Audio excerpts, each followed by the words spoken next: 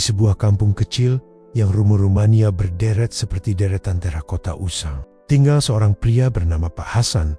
Sehari-harinya ia bekerja sebagai kuli panggul, mengangkat karung beras, memindahkan bata di proyek, menurunkan kayu di pelabuhan kecil. Tubuhnya bukan besar, tapi kuat karena kerja keras. Tangan dan kukunya memberitahu cerita yang tidak perlu diucapkan. Puluhan tahun mengangkat beban agar anaknya bisa sekolah.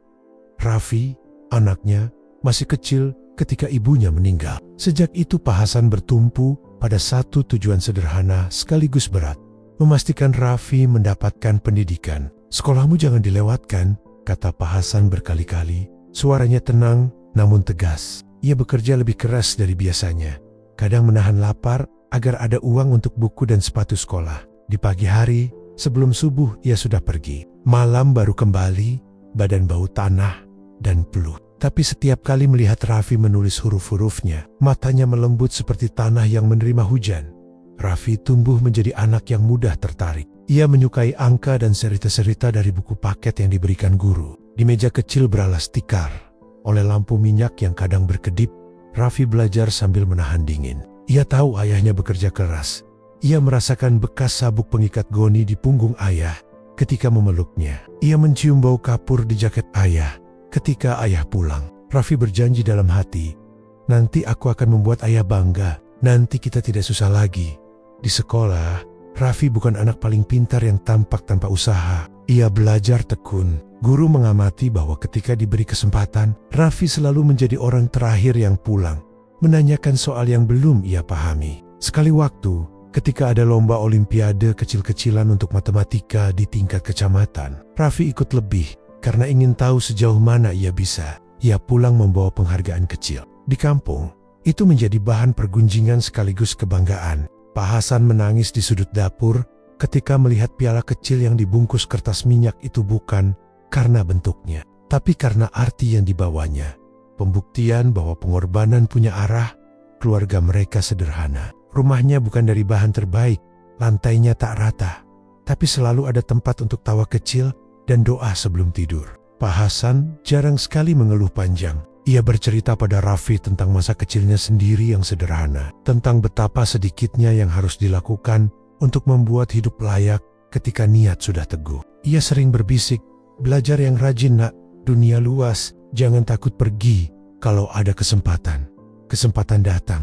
Saat Raffi bersekolah menengah, ia mendapat beasiswa kecil dari sebuah yayasan lokal. Jumlahnya tak besar, tetapi cukup untuk meringankan biaya seragam dan buku. Kemudian, ketika Raffi lulus SMA dengan nilai yang baik, ada tawaran melanjutkan kuliah di kota besar. Sebuah universitas negeri yang memanggilnya lewat surat resmi. Universitas itu menjanjikan akses ke dunia yang selama ini hanya dilihat. Raffi lewat majalah tua dan cerita dari teman yang pernah ke kota. Malam sebelum keberangkatan Raffi, suasana rumah terasa seperti diselimuti dua cuaca berbeda. Bahagia dan gelisah. Pak Hasan menyuapkan makanan ke anaknya. Tangannya gemetar halus, bukan karena usia, tetapi karena beban perpisahan. Mereka duduk berdua di beranda, menatap jalan tanah yang biasa dilewati hari-hari biasa. Raffi membayangkan gudang-gidang tinggi, lap-lap dengan peralatan yang belum pernah ia sentuh. Kamar kos kecil yang akan menjadi saksi awal kemandirian. Namun, di bawah semua kegembiraan itu, ada rasa bersalah yang sama rasa bersalah, karena akan meninggalkan ayah yang selama ini bertumpu padanya. "Aku akan kirim kabar tiap minggu," kata Raffi, berusaha menenangkan ayahnya. "Aku akan belajar sebaik mungkin. Nanti, kalau sudah bekerja, kita bisa hidup lebih baik." Pak Hasan mengangguk, menahan suara serak. Ia bukan orang yang pandai berkata-kata indah. Ia hanya memegang tangan anaknya, merasakan kulit yang tak lagi sebesar tangan anak kecil dulu, dan berkata, "Kerja kerasmu untuk dirimu. Tapi ingat, jangan sampai kau lupa asalmu." Raffi tersenyum. Di hadapan ia, ayah menaruh sebuah amplop kecil berisi uang hasil tabungan beberapa bulan terakhir. Uang yang sebenarnya sebagian adalah pembayaran tunggu untuk obat gigi yang sering sakit pada suatu musim. "Ini untuk bekal," kata Pak Hasan. Raffi menolak dengan sopan, tapi akhirnya menerima karena tahu itu adalah cara ayahnya menunjukkan kasih. Perjalanan ke kota dimulai dengan bus sore. Pak Hasan mengantar sampai ke halte, berdiri sampai badan Raffi hilang di antara penumpang. Ketika lampu bus memerah, dan kendaraan itu melaju. Pak Hasan tetap di sana sampai bayangan kendaraan itu menyatu dengan malam. Ia kembali ke rumah dengan langkah yang lebih ringan, walau dada terasa ada yang kosong. Ia kembali ke pekerjaannya di hari berikutnya, mengangkat beban, menyingkirkan debu, memulihkan tenaga untuk hari esok. Rutinitas baginya adalah doa yang dilakukan dengan tangan di kota. Raffi menemukan dunia yang tak selaras dengan yang dikira. Ia bertemu teman dari berbagai latar, mencium udara yang berbeda, mengalami dinginnya kos, dan kerasnya tugas yang menumpuk. Ia bekerja paruh waktu untuk menambah uang saku, bergantian menjadi tutor kecil, mengambil pesanan menulis tugas yang harus dibayar untuk membeli makanan lebih layak. Ia bertekad menepati janji pada ayahnya. Beberapa minggu pertama, penuh rasa kangen. Telepon-telepon panjang antara ayah dan anak menjadi penawar rindu. Tetapi di sela-sela itu, tersemai hal-hal kecil yang pada awalnya tidak tampak berbahaya. Rasa malu ketika teman Temonia bercakap tentang merek sepatu atau liburan, rasa ingin semakin sesuai dengan lingkungan baru, kebanggaan kecil ketika boleh membayar kopi untuk teman sekelas. Raffi selalu menolak pikiran bahwa hal-hal itu bisa mengubah dirinya. Ia selalu mengulang janji pada hati kecilnya. Ia pergi bukan untuk melupakan, melainkan untuk kembali membawa lebih. Hidup mereka berakhir bukan dengan kesuksesan, melainkan dengan benih-benih yang akan tumbuh, benih kerja keras, pengorbanan, janji, dan juga beanggen-beanggen yang kelak akan menentukan jalan masing-masing. Pak Hasan kembali ke rutinitasnya, setiap hari menjejakkan kakinya pada tanah yang sama. Di rumah, piala kecil Raffi masih diletakkan di rak. Lampu minyak yang dulu menemani belajar Raffi, kini terasa seperti saksi bisu dari sebuah permulaan. Siapa sangka, orang yang paling dekat dengan setiap pilihan hidup tangan, yang menanggung beban berat di pasar, mata yang menahan air mata ketika anak pergi, adalah juga orang yang paling rawan terlupakan ketika dunia mulai memperlihatkan kilau baru. Tapi itu bukan cerita hari ini. Hari ini hanya permulaan. Dua hidup yang saling terkait. Satu janji yang mengikat, satu perjalanan yang baru dimulai. Hari-hari pertama di kota adalah ujian yang sesungguhnya bagi Raffi. Suasana bising klakson, gedung menjulang, dan orang-orang yang berjalan cepat membuatnya seperti makhluk asing yang tiba-tiba jatuh ke dunia lain. Kosnya kecil, hanya sebuah kamar sempit dengan kasur tipis, meja belajar bekas, dan kipas angin yang berderit ketika diputar. Tetapi bagi Raffi, kamar itu adalah titik awal dari semua harapannya. Ia berkuliah dengan semangat. Setiap pagi ia berangkat dengan kemeja sederhana yang disetrika sendiri, membawa buku catatan, dan duduk paling depan di kelas. Dosen-dosen mengenalnya sebagai mahasiswa yang tekun, bukan yang paling cerdas, tapi selalu berusaha keras. Malam harinya, ia bekerja paruh waktu, kadang sebagai pelayan di warung makan dekat kampus, kadang sebagai pengantar barang online. Semua ia lakukan agar tidak terlalu bergantung pada uang yang dikirim ayahnya. Meski begitu, uang tetap terasa kurang. Hidup di kota ternyata jauh lebih mahal dari yang dibayangkannya. Uang saku dari ayah hanya cukup untuk kebutuhan paling dasar. Raffi sering menahan lapar, membeli nasi kucing dan air putih untuk menghemat. Tetapi setiap kali ia menelpon ayah, ia tidak pernah bercerita tentang kesulitannya. "Bagaimana kuliahnya, nak?" Suara Pak Hasan di ujung telepon, parau tapi penuh hangat. "Alhamdulillah ya, baik. Aku belajar banyak di sini," jawab Raffi sambil tersenyum, meski perutnya keroncongan. "Kalau kurang uang, bilang, ayah bisa tambah kerja malam." "Jangan, ya, aku cukup. Ayah jangan sampai sakit." Mereka berdua terdiam sebentar. Kadang, hanya hening yang jadi bahasa paling jujur. Waktu berjalan, dan kehidupan di kota perlahan-lahan mengubah cara pandang Raffi. Ia mulai berteman dengan mahasiswa lain yang datang dari keluarga berada. Mereka bercerita tentang liburan ke luar negeri, mobil baru, dan restoran mahal. Awalnya Raffi hanya mendengarkan dengan kagum, tetapi lambat laun ia merasa terasing. Sepatu lusuh yang ia pakai terasa seperti tanda bahwa ia berbeda. Suatu hari, seorang temannya bernama Dimas mengajaknya ikut nongkrong di sebuah kafe modern. Raffi ragu karena ia tahu harga secangkir kopi di sana bisa setara dengan uang makan 2 hari. Namun gengsi menahannya untuk menolak. Ia ikut, duduk, dan mencoba tersenyum, seolah ia bagian dari mereka. Ketika pelayan datang, Raffi hanya memesan air mineral. Dimas tertawa kecil. "Bro, jangan malu. Sesekali cobain dong kopi di sini, enak banget." Dengan terpaksa, Raffi memesan segelas kopi mahal. Malam itu, ia pulang dengan dompet yang semakin tipis. Tapi hatinya penuh dengan rasa campur aduk. Bangga, karena bisa terlihat sama dengan teman-temannya. Tapi juga bersalah, karena tahu uang itu seharusnya untuk kebutuhan lain. Di sisi lain, Pak Hasan tetap bekerja tanpa henti di kampung. Setiap hari ia mengangkat karung di pasar, mengantar barang. Bahkan kadang membantu tetangga memperbaiki atap dengan imbalan sekadar beras atau lauk. Semua itu dilakukan demi memastikan ada sedikit uang yang bisa dikirim ke anaknya. Di waktu senggang, Pak Hasan sering duduk di beranda rumah sambil menatap piala kecil milik Raffi. Ia membayangkan anaknya sedang duduk di kelas besar dengan papan tulis putih, mendengarkan dosen, dan menulis catatan dengan tekun. Dalam hatinya, ia selalu berkata, semoga suatu hari nanti Raffi bisa hidup lebih baik. Semoga pengorbanan ini tidak sia-sia. Kembali ke kota, perubahan dalam diri Raffi semakin terasa. Semakin banyak ia bergaul, semakin besar pula keinginannya untuk tidak terlihat berbeda. Ia mulai bekerja lebih keras di luar jam kuliah, menerima pesanan mengetik tugas orang lain, bahkan kadang tidur hanya beberapa jam. Semua itu ia lakukan agar bisa memiliki uang tambahan untuk mengikuti gaya hidup teman-temannya. Namun ada satu hal yang perlahan berubah cara.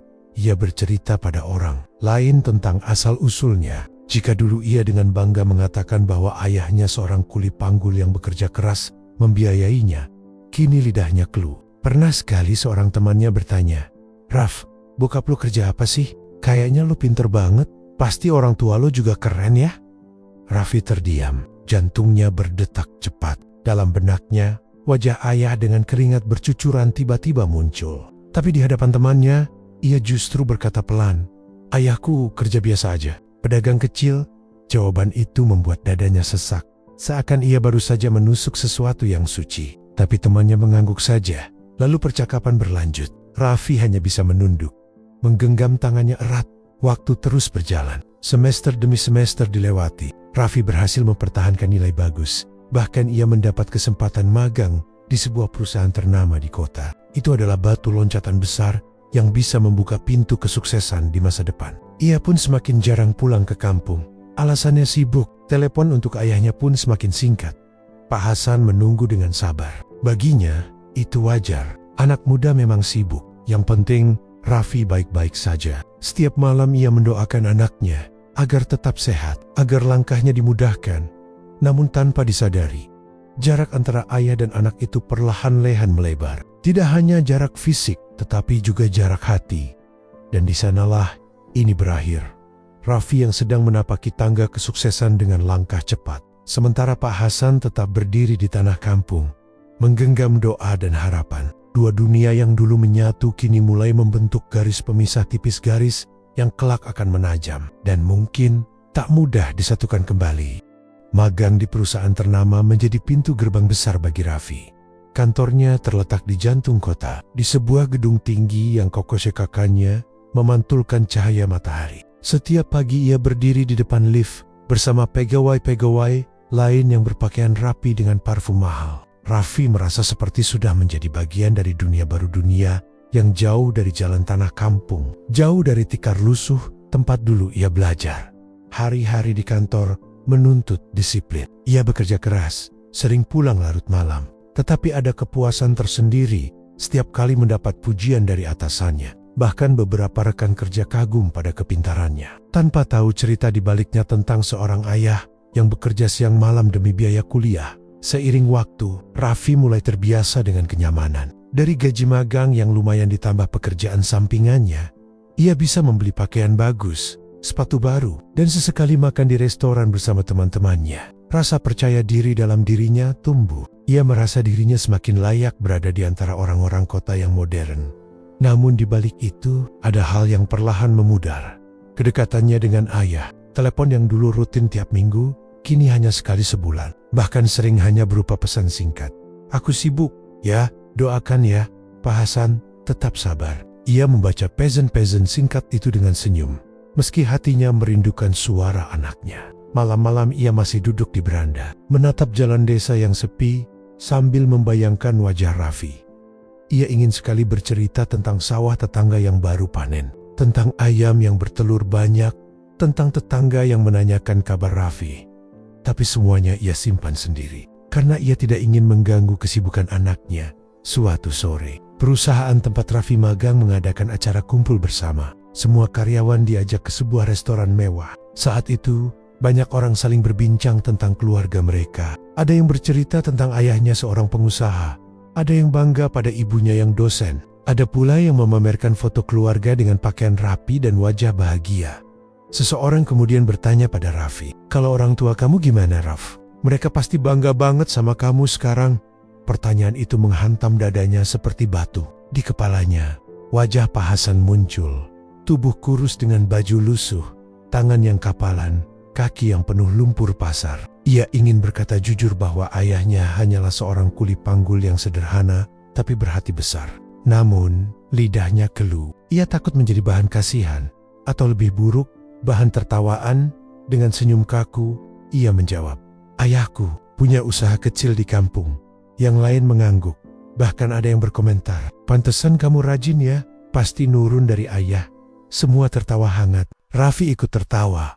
Tapi dalam hatinya, ia seperti menusuk dirinya sendiri. Malam itu, setelah acara selesai, ia pulang ke kos dengan perasaan hampa. Di cermin, ia menatap dirinya sendiri. Pakaian bagus, sepatu mengkilap, tapi hatinya terasa kotor. Di kampung, Pak Hasan sedang menyiapkan diri untuk pergi ke kota. Ia sudah lama menahan rindu, dan setelah mengumpulkan sedikit uang dari hasil kerja, ia ingin menjenguk anaknya. Ia membayangkan wajah Raffi yang akan terkejut sekaligus bahagia. Dengan semangat, ia menyiapkan baju terbaik kemeja yang warnanya sudah agak pudar, tapi masih rapi. Celana panjang yang disetrika berkali-kali agar tampak layak. Ia bahkan membeli sedikit oleh-oleh, keripik singkong buatan tetangga, dan sebungkus kecil kopi kampung. "Ini pasti Raffi suka," katanya pelan sambil tersenyum dengan hati penuh harapan.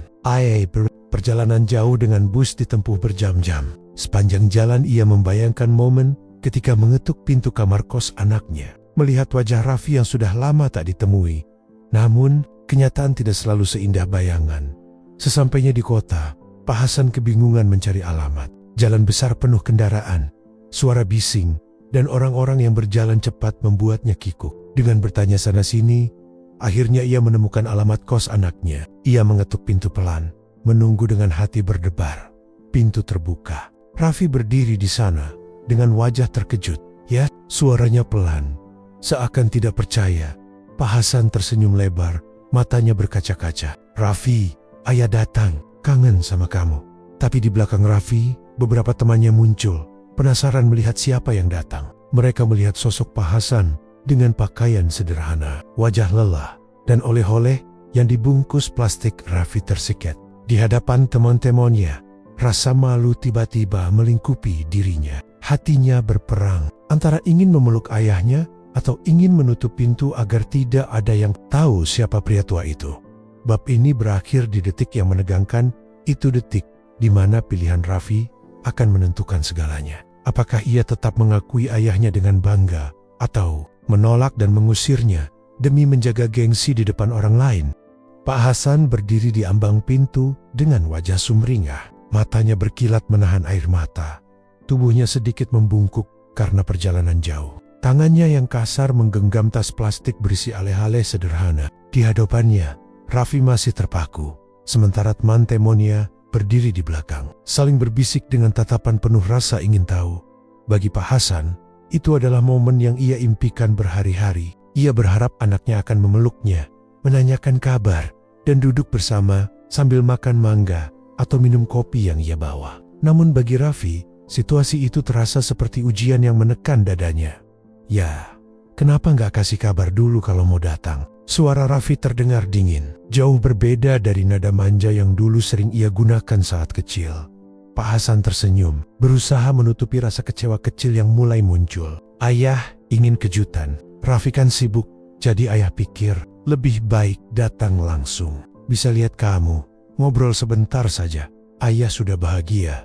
Teman-teman Raffi masih berdiri, menatap dengan bingung. Salah seorang berbisik, "Itu bapak lo, Rof." Bisikan itu terdengar jelas, menusuk telinga Raffi.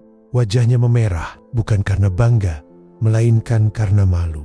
Raffi menelan ludah. Ia merasa gengsinya dipertaruhkan. Dengan suara pelan tapi tegas, ia berkata, "Maaf, Pat, mungkin Bapak salah orang. Saya nggak kenal." Ucapan itu seperti petir yang menyambar dada Pak Hasan.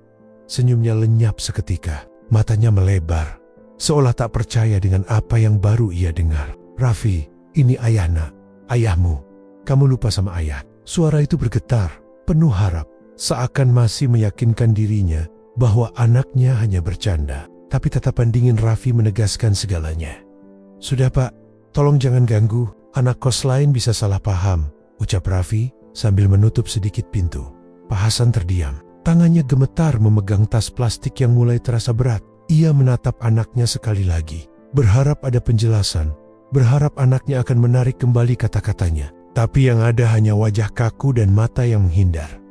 Beberapa detik itu terasa seperti siksaan panjang. Lalu, perlahan, Pak Hasan menurunkan tas aleh-aleh itu di depan pintu. "Kalau begitu, ini ada mangga dan kopi kesukaanmu. Ayah bawakan dari kampung. Semoga kamu suka." Raffi menandok, tidak berani menatap. Ia hanya mengangguk tipis, seolah ingin sepet-sepet mengakhiri pertemuan itu. Pak Hasan menarik napas dalam-dalam. Bibirnya berusaha tersenyum, meski hatinya remuk. "Ayah pulang dulu nak. Jaga dirimu baik-baik. Semoga sukses terus." Tanpa menunggu jawaban, ia berbalik. Langkahnya pelan, berat, seolah setiap jejak adalah beban yang menambah luka di dadanya. Dari balik pintu, Raffi hanya bisa berdiri kaku. Ia mendengar suara langkah itu menjauh, tapi tidak berani mengejarnya. Teman-temannya masih terdiam. Sebagian menatapnya dengan raut bingung. Sebagian lain mencoba pura-pura tidak peduli. Setelah pintu benar-benar tertutup, Raffi duduk di lantai. Wajahnya pucat. Di depan pintu, oleh-oleh sederhana itu masih tergeletak. Tas plastik berisi keripik singkong, mangga, dan kopi kampung. Raffi menatapnya lama, tapi tidak menyentuhnya. Hatinya terasa hampa. Sementara itu, di jalanan kota yang ramai, Pak Hasan berjalan sendirian. Langkahnya goyah, tapi ia berusaha menegakkan badan. Di matanya ada genangan air yang tak terbendung. Orang-orang di sekelilingnya berlalu lalang tanpa tahu bahwa ada seorang ayah yang baru saja ditolak oleh darah dagingnya sendiri. Di dalam hati, ia mencoba menenangkan diri. Mungkin tadi Raffi sedang tidak enak hati. Mungkin ia malu karena ada teman-temannya. Mungkin suatu hari nanti ia akan menyesal. Tapi meski ia mencoba berpikir positif, rasa sakit itu tak bisa sepenuhnya hilang. Bagi Pak Hasan, itu adalah luka yang lebih berat daripada semua beban karung yang pernah ia pikul. Malam itu, di kos, Raffi tidak bisa tidur. Kata-kata ayahnya terus terngiang di kepalanya. "Ini ayah. Nak, kamu lupa sama ayah." Hatinya berperang hebat. Satu sisi penuh rasa bersalah. Sisi lain mencoba membenarkan diri. Ia hanya ingin menjaga harga diri di depan teman-temannya. Namun, jauh di lubuk hatinya, ia tahu satu hal: malam itu, ia telah melukai orang yang paling mencintainya, tanpa syarat. Dan begitulah bab ini berakhir. Seorang ayah yang pulang dengan hati remuk, dan seorang anak yang mulai sadar bahwa gengsinya telah membunuh sesuatu yang berharga, hubungan suci antara darah dan darah. Hoti dan Hoti. Sejak malam ketika Raffi menolak mengakui ayahnya, hari-harinya berjalan seperti biasa di luar. Ia tetap berangkat magang, tetap tersenyum pada Montemonia, tetap duduk di kafe-kafe kota bersama rekan-rekannya. Dari luar, tak ada yang berubah. Namun di dalam hatinya, ada ruang kosong yang terus menganga. Setiap kali ia menatap aleh-aleh yang masih tergeletak di sudut kamar. Kos keripik, singkong, mangga, dan sebungkus kopi kampung, hatinya bergetar. Ia tak berani menyentuhnya, seolah benda sederhana itu menjadi saksi bisu dari dosa yang baru saja ia perbuat. Malam-malamnya menjadi panjang. Ia sering terjaga hingga dini hari, menatap lenggit-lenggit kamar dengan perasaan sesak. Suara ayahnya terus terngiang. "Ini ayah. Nak, kamu lupa sama ayah." Di kampung, Pak Hasan kembali ke rutinitasnya. Namun, tubuhnya tak sekuat dulu. Sejak pulang dari kota, badannya sering sakit. Nafasnya lebih pendek. Punggungnya makin bongkok, tapi ia tetap memaksa diri bekerja. Karena hanya itu cara ia bisa bertahan hidup.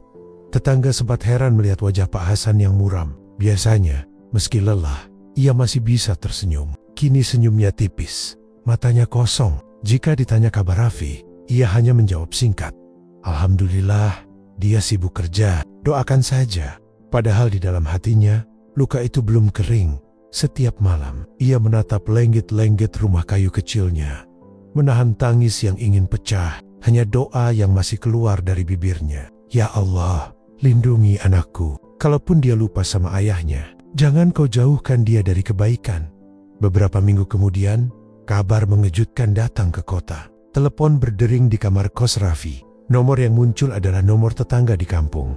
Raffi, ini aku, Pak Darto. Suara berat dari seberang terdengar tergesa. Ayahmu jatuh sakit. Sudah beberapa hari ini dia nggak bisa kerja. Badannya lemah, susah jalan. Kamu bisa pulang? Raffi terdiam. Jantungnya berdetak kencang. Ia berusaha mencari kata, tapi suaranya tercekat. Sakit apa, Pak? Belum jelas, Nak. Kayaknya kecapean. Kami sudah bawa ke puskesmas, tapi ayahmu butuh perawatan lebih. Kalau bisa, kamu pulanglah. Dia sering sekali menyebut namamu. Setelah telepon ditutup, Raffi duduk terdiam lama. Bayangan wajah ayahnya muncul lagi, kali ini lebih menyayat. Rasa bersalah yang selama ini ia tekan, kini pecah. Ia teringat bagaimana ia menutup pintu di hadapan ayahnya sendiri. Bagaimana ia menolak darah dagingnya demi gengsi. Dan kini, ketika ayahnya sakit, ia justru jauh. Malam itu, Raffi berjalan sendirian di trotoar kota. Lampu jalan berkelip, kendaraan lewat dengan cepat, tetapi pikirannya penuh sesak. Ia menunduk, air matanya menetes tanpa bisa ditahan. Kenapa aku tega? Bisiknya pada dirinya sendiri. Ia menatap ke langit, mencoba mencari jawaban. Namun yang ada hanya rasa hampa. Seumur hidup, ayahnya bekerja keras demi dirinya. Ayahnya rela lapar demi ia bisa makan. Ayahnya rela memikul beban demi ia bisa sekolah. Dan balasan yang ia beri adalah penolakan. Di kampung, Pak Hasan terbaring di ranjang sederhana. Badannya kurus, wajahnya pucat. Tangannya yang kasar kini tak lagi kuat menggenggam. Namun bibirnya masih menyebut nama anaknya, Raffina. Ayah kangen. Tetangga yang menunggu hanya bisa mengusap bahunya, mencoba menenangkan. Namun semua tahu, penyakit yang paling berat yang diderita Pak Hasan bukan hanya fisik, melainkan luka di hatinya. Luka karena anak yang ia banggakan justru menolaknya. Ini berakhir dengan dua dunia yang saling berjauhan. Seorang ayah yang terbaring sakit dengan rindu dan doa, dan seorang anak di kota yang mulai dihantui penyesalan mendalam. Jalan keduanya belum bertemu kembali. Tapi bayangan pertemuan itu semakin dekat dan entah akan membawa kebahagiaan atau justru tangisan yang lebih dalam. Malam itu, setelah menerima kabar dari kampung, Raffi tidak bisa tidur. Ia berbaring di ranjang kos, menatap langit-langit dengan dada yang sesak. Pikirannya berkecamuk antara rasa bersalah, ketakutan, dan keinginan untuk segera pulang. Bayangan wajah ayahnya terus datang. Suara batuknya yang berat, tubuh kurusnya, dan sorot mata penuh harap yang sempat ia tolak mentah-mentah. Raffi memegang kepalanya sendiri, menahan rasa sesal yang semakin dalam. Kalau aku pulang, apa ayah masih mau menerimaku? Batinnya resah, namun hati kecilnya berkata, sekalipun ayah marah, aku harus pulang. Kalau tidak, penyesalan ini akan semakin besar. Keesokan harinya, Raffi mengambil cuti dari pekerjaannya. Ia memesan tiket bus menuju kampung. Perjalanan itu terasa sangat panjang, meski sebenarnya hanya belasan jam. Dari balik jendela bus, ia menatap jalanan yang semakin sepi ketika bus meninggalkan kota besar. Bangunan tinggi berubah menjadi sawah luas. Gedung megah berganti rumah rama-rama kayu.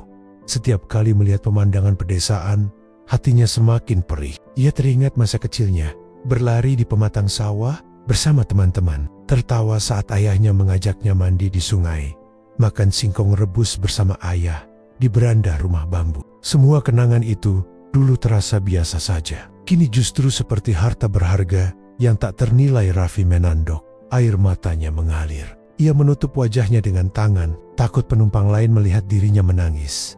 Malam mulai larut ketika bus memasuki terminal kecil di kabupaten. Dari sana, ia harus melanjutkan perjalanan dengan ojek motor menuju desanya. Jalanan yang dilalui gelap, hanya diterangi lampu motor. Angin malam menusuk kulit, namun hati Raffi lebih dingin dari udara malam itu.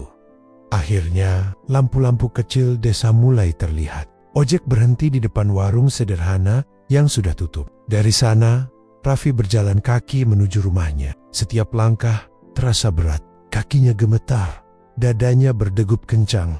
Sesampainya di halaman rumah, Raffi tertegan. Rumah kecil itu masih sama seperti terakhir ia lihat. Dinding kayu sudah lapuk di beberapa bagian. atap seng berkarat, dan pintu kayu tua yang sedikit miring. Tapi malam ini, rumah itu terasa berbeda. Ada cahaya lampu redup dari dalam, dan terdengar suara batuk yang parau. Raffi berdiri di depan pintu cukup lama. Tangannya terulur, tapi ragu untuk mengetuk. Hatinya penuh pertanyaan.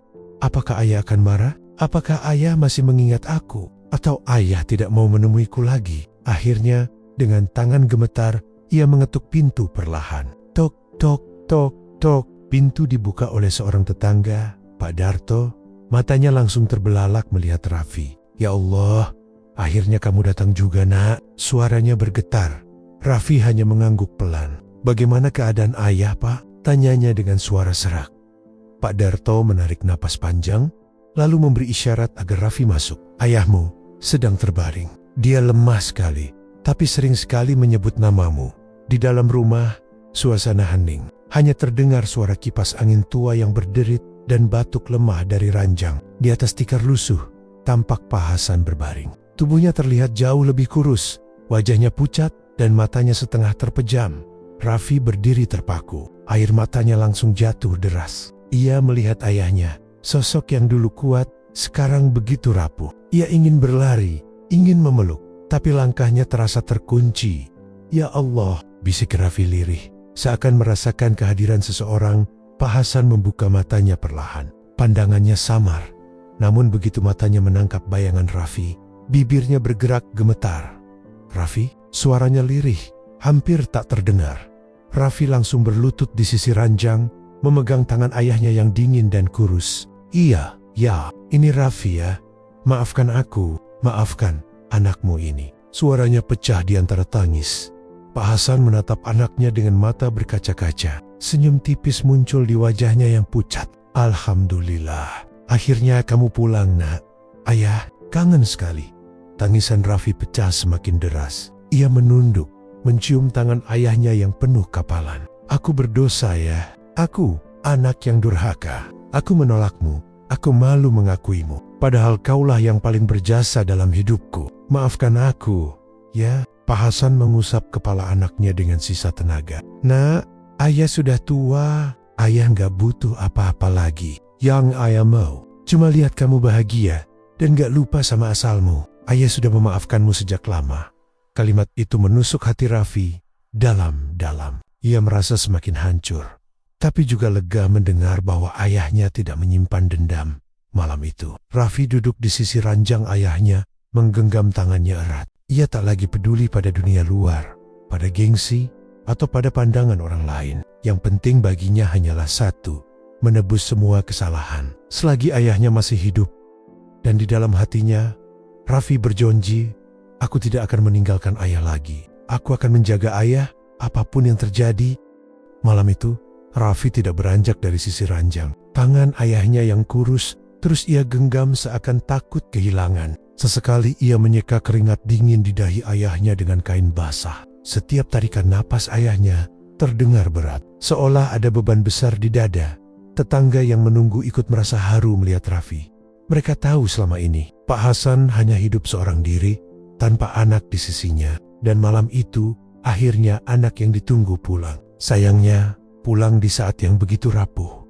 Pagi menjelang, sinar matahari masuk lewat celah dinding kayu. Burung-burung mulai berkicau, namun suasana rumah kecil itu terasa berat. Raffi masih duduk di samping ayahnya. Matanya merah karena tak tidur semalaman. Pak Hasan membuka mata perlahan. Ia menatap Raffi dengan senyum samar. Nah, suaranya parau. Ayah senang. Kamu pulang. Raffi menunduk, menahan air mata yang hampir pecah lagi. Jangan bicara banyak dulu ya. Istirahat, aku akan urus semuanya. Aku janji, mulai sekarang aku yang jaga ayah. Pak Hasan menggeleng pelan. Tangannya berusaha meraih tangan Raffi. Ayah tahu, waktunya sudah dekat. Ayah cuma mau bilang, jangan pernah malu dengan asalmu. Jangan malu dengan siapa ayahmu. Hidup ini bukan soal harta, nak, tapi soal hati. Kalimat itu membuat dada Raffi seolah diremas. Air matanya jatuh deras. Ia memeluk tangan ayahnya erat-erat. Ayah, jangan tinggalkan aku. Aku belum sempat menebus semuanya. Aku belum sempat membahagiakan ayah. Tolong, bertahanlah. Pak Hasan tersenyum, meski tubuhnya semakin lemah. Kebahagiaan ayah Sudah cukup dengan melihatmu kembali. Hari itu berjalan lambat. Raffi terus menjaga ayahnya, menyiapkan air hangat, memberi makan sedikit bubur, dan mencoba membuat ayahnya nyaman. Namun menjelang malam, napas Pak Hasan semakin berat. Wajahnya pucat, matanya sayu. Tetangga yang ikut menemani mulai khawatir. Beberapa menyarankan agar Pak Hasan dibawa ke rumah sakit kabupaten. Namun Pak Hasan menolak dengan lemah. "I mau di rumah saja, di sini lebih tenang." Raffi semakin panik, tapi ia tak bisa memaksa. Ia hanya bisa duduk di samping ayahnya, menggenggam tangannya erat sambil terus menangis. Malam itu, langit desa mendung, angin berhembus kencang, dedaunan bergemerisik di dalam rumah. Suasana begitu hening, hanya terdengar tarikan napas Pak Hasan yang semakin melemah. Raffi menempelkan telinganya ke dada ayahnya, mendengar detak jantung yang kian pelan. Ia menangis sejadi-jadinya. "Ya Allah, jangan ambil ayahku dulu, beri aku kesempatan membahagiakan dia." Pak Hasan membuka mata terakhir kalinya. Ia menatap wajah anaknya dengan tatapan penuh kasih. Dengan suara sangat lirih, ia berkata, "Jangan nangis lagi, Nak. Doakan ayah bahagia di sana." Setelah itu, matanya perlahan terpejam. Napasnya berhenti, dan tangannya yang digenggam Raffi terkulai lemas. "Ya, ayah!" Raffi berteriak histeris, mengguncang tubuh ayahnya, berharap masih ada respons. Namun kenyataan pahit tak bisa ditolak. Ayahnya telah pergi untuk selamanya. Tetangga masuk, mencoba menenangkan Raffi. Beberapa ikut menangis. Suasana rumah kecil itu dipenuhi duka mendalam. Raffi terduduk di lantai, memeluk tubuh ayahnya yang sudah tak bernyawa. Tangisannya pecah, suaranya parau. "Kenapa aku baru sadar sekarang? Kenapa aku harus menolakmu dulu? Aku anak yang durhaka. Ampuni aku, ya, ampuni aku." Namun semua sudah terlambat. Satu-satunya yang tersisa kini hanyalah penyesalan. Keesokan harinya, jenazah Pak Hasan dimakamkan di pemakaman desa. Banyak tetangga yang hadir, karena semasa hidupnya Pak Hasan dikenal baik, jujur, dan sederhana. Orang-orang mendoakan dengan tulus, mengantar kepergian seorang ayah yang telah berjuang sendirian demi anaknya. Raffi berdiri di samping makam, tubuhnya lemah, wajahnya basah oleh air mata. Ketika tanah mulai menimbun jasad ayahnya, ia merasa seakan seluruh dunianya runtuh. Di depan nisan sederhana itu, Raffi berlutut dan bersumpah pada dirinya sendiri, "Ayah, aku janji, aku akan hidup lebih baik. Aku akan terus mendoakanmu. Aku takkan pernah lupa lagi dari mana aku berasal. Aku terlambat membahagiakanmu di dunia, tapi semoga doaku bisa menemanimu di alam sana." Matahari sore perlahan tenggelam, meninggalkan langit jingga yang muram. Di pemakaman yang sepi, hanya terdengar isak tangis Raffi yang tak kunjung reda. Dan begitulah cerita seorang anak yang malu mengakui ayahnya berakhir dengan penyesalan yang tak pernah bisa ia hapus seumur hidup.